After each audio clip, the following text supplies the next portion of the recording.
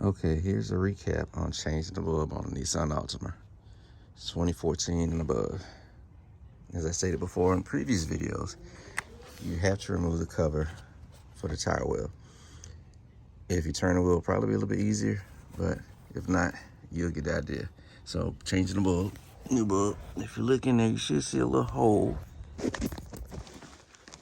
up top, right where that bulb goes, where it came out at. Bear with me. So it's up in there. So what you're gonna do now is reach in with a new bulb. Once you take the old one out, slide into place. There's my hand, there's the hole, you can see it. Slide it in there. Yes, it's dark, so don't even comment saying that you can't see anything, but you got the idea where it goes. Plug it in,